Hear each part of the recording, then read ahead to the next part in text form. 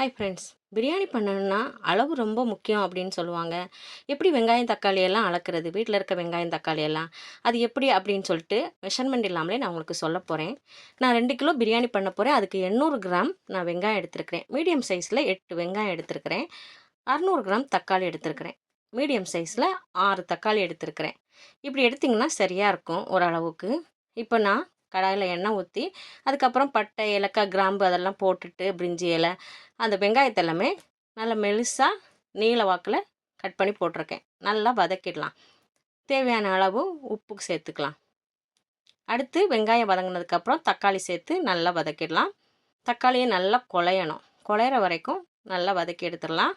தக்காளி நல்லா கொல கொலன்னு வதங்கிடுச்சு.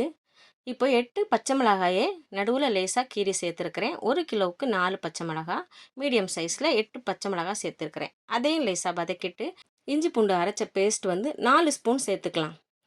நம்ம நிறைய அரைச்சி வச்சுருப்போம். அப்போ அதுலேருந்து எப்படி எடுத்து சேர்க்குறது அப்படின்ற ஒரு டவுட் இருக்கும்ல, அதுக்கு தான் 4 ஸ்பூன் சேர்த்துக்கோங்க. அரை கிலோவுக்கு 1 ஸ்பூன் அந்த மாதிரி 4 ஸ்பூன் இஞ்சி பூண்டு பேஸ்ட் எடுத்து நல்லா பச்சை வாசனை போகிற வரைக்கும் நல்லா வதக்கிடணும்.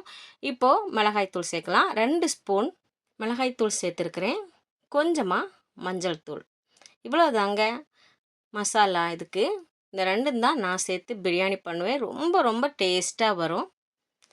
இதையும் நல்லா பச்சை வாசனை போகிற வரைக்கும் வதக்கிடலாம். நம்ம ஒன்றொன்னே வதக்கும்போது தான் பிரியாணி ரொம்ப சூப்பராக வரும். நல்லா வதக்கணும். எண்ணெய் நான் கம்மியாக ஊற்றிருக்கனால தான் உங்களுக்கு இந்த மாதிரி தெரியுது. எண்ணெய் கொஞ்சம் அதிகமாக ஊற்றினோன்னா எண்ணெயில எல்லாம் மிதக்கிற மாதிரி இருக்கும். எனக்கு எண்ணெய் அளவு கம்மியாக தான் தேவைப்படும். அதனால் நான் எங்கள் வீட்டில் கம்மியாக எடுக்கிறனால கம்மியாக சேர்த்துருக்குறேன். இப்போது மல்லி புதினா 1 கையளவுக்கு மல்லி, 1 கையளவு புதினா சேர்த்துருக்குறேன். 100 கிராம் தயிர் சேர்த்துருக்குறேன். நான் 2 கிலோ அளவுக்கு தான் இது எல்லாமே சொல்லிட்டு இருக்கிறேன். எல்லாத்தையும் சேர்த்து நல்லா பச்சை வாசனை போகிற வரைக்கும் நல்லா வதக்கி எடுத்துடலாம். இதுக்கு அடுத்தது லெமன் சேர்க்கணும். ஒரு 2 லெமன் எடுத்து நல்லா சாற விட்டுக்கலாம். 1 கிலோவுக்கு 1 லெமன், 2 கிலோவுக்கு 2 லெமன் சேர்த்துக்கலாம். லெமன் சாறு விட்டு அதையும் நல்லா மிக்ஸ் பண்ணி விட்டுடலாம்.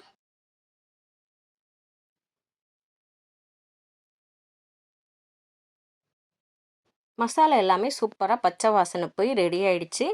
அடுத்து நம்ம 2 கிலோ சிக்கன் சேர்க்குறோம். நல்லா கழுவி வச்ச சிக்கனை சேர்த்து இதையும் நல்லா மசாலா கூட சேர்த்து நல்லா பெரட்டிடலாம். மசாலா எல்லாமே இதில் சேரட்டும்.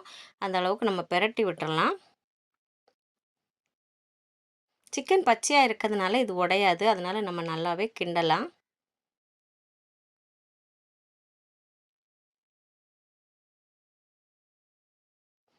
இப்போது ஆல்ரெடி நான் கொஞ்சம் உப்பு போட்டிருக்கேன். இப்போ இன்னும் கொஞ்சம் உப்பு போடலாம்.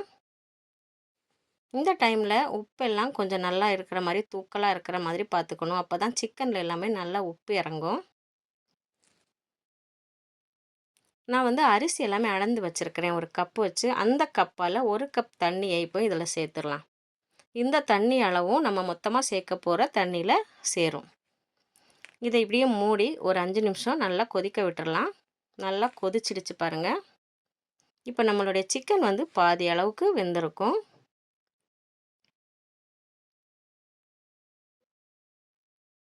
பிரியாணினால நல்லா வதக்குறதாங்க பெரிய வேலையாகவே இருக்கும். இப்போ நான் மீதி அளவு தண்ணியெல்லாம் சேர்க்க போகிறேன். 8 டம்ளர் அரிசி எடுத்துருக்கிறேன். அதனால் நான் 10 டம்ளர் தண்ணி சேர்க்குறேன். 1 கப் அரிசிக்கு 1 1/4 அளவு தண்ணி சேர்த்துருக்கேன். நான் என்னுடைய அரிசிக்கு 1 1/4 டம்ளர் கரெக்டாக இருக்கும். தண்ணியெல்லாம் ஊற்றி உப்பு, புளிப்பு, காரம் எல்லாமே இந்த டைமில் பார்த்துக்கணும்.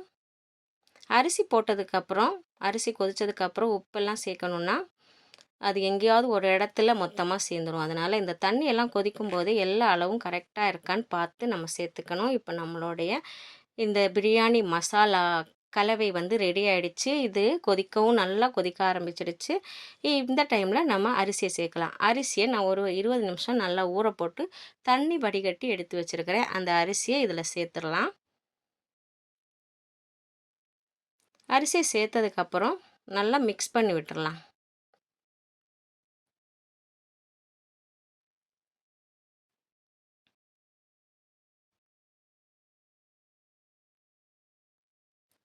நல்லா மிக்ஸ் பண்ணி விட்டுட்டு மூடி போட்டு அரிசி வெளியில் தெரிகிற வரைக்கும் வெயிட் பண்ணலாம். இப்போ பார்த்தீங்கன்னா, மூடி போட்டு அப்படியே வேக விட்டாச்சு. இப்போ அரிசி வந்து எல்லாமே நல்லா வெளிய தெரிய ஆரம்பிச்சிருச்சு. இந்த டைமில தான் நம்ம ஒரு கிண்டு கிண்டி விடணும். ஏன்னா மசாலாலாம் சில டைம் மசாலா, சிக்கன் எல்லாமே ஒரு சைடா இருக்கும். அதுக்காக தான் ஒரு நல்லா கிண்டு கிண்டி விட்டுட்டு, எல்லாத்தையும் நல்லா சமமா பரப்பி விட்டுட்டு, மூடி போட்டு 1/2 மணி நேரம் தம்ல விட்டுறலாம். மூடி போட்டதுக்கப்புறம் அடுப்பை நம்ம சிம்ல வச்சிரலாம். இப்போ மூடி போட்டு வெயிட் வைக்கணும். அதுக்கு கொஞ்சம் தண்ணி ஒரு பெரிய பாத்திரத்தில தண்ணி எடுத்து வச்சிருக்கிறேன்.